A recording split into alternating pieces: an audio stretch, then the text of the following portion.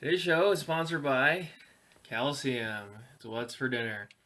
One of my favorite shows is The Simpsons, and in The Simpsons, there's a stereotypically really rich Scrooge kind of character called Mr. Burns. And in what is actually one of the worst episodes of all The Simpsons, worst episode ever, Mr. Burns basically pays Homer to do a lot of like these embarrassing gags and make a fool of himself around the town of Springfield. So, in one scene, Burns basically throws piles of cash for Homer to go into the men's room and dress up like a baby in a diaper and roll around on the floor and says, "Save me, mommy." And anyhow, how does Mr. Burns do that? Because he can waste money. He has so much money, he can just literally throw it all away. Now, that's my rich person story. What is your favorite fictional rich character, or maybe even real? I know it's kind of funny to talk about fake rich people, but today we have a warning to the Mr. Burns of this world. And it's okay if you're not rich, this still applies to all of us. This is from James 5. We've gotten so far to the end. It says, "Come now, you rich, weep and howl for the miseries that are coming upon you. Your riches have rotted, and your garments are moth eaten. Your gold and silver have corroded, and their corrosion will be evidence against you, and will eat your flesh like fire.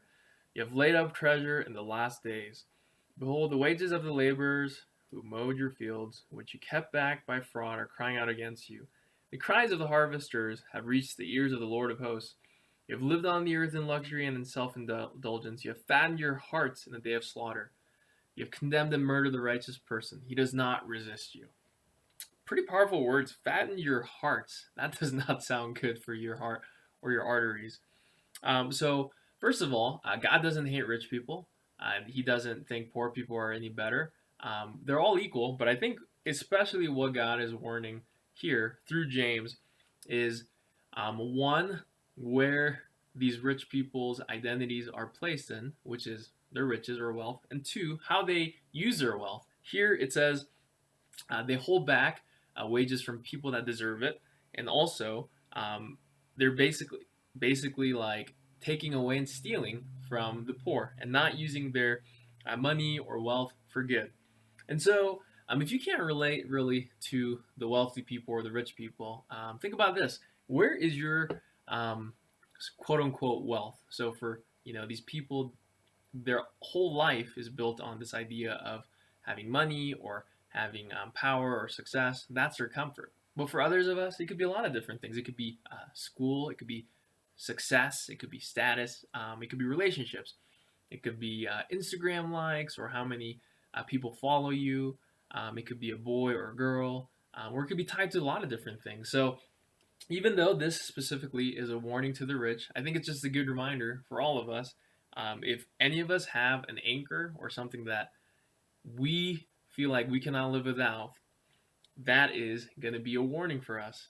And for here, James is trying to make an example of some of these wealthy people.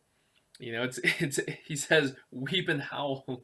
That's a funny word, howl, like like a wolf, howl for the miseries that are gonna come upon you because for these people, those that are rich and using their money for selfishness, or that's their entire life, or hoarding it, or using it and not giving it to people that deserve it, well, they can't take your riches with them in the life to come. It's gonna run out, and in heaven, that doesn't belong to you. And clearly, for these people, heaven's probably not gonna where they're gonna end up with this kind of attitude. And so, just a few closing thoughts. I think for all of us, maybe a good question to ask this week is, hey, what are your riches in? Maybe it's not actually money, but maybe it's in a phone. Maybe it's in a relationship. Maybe it's in the future.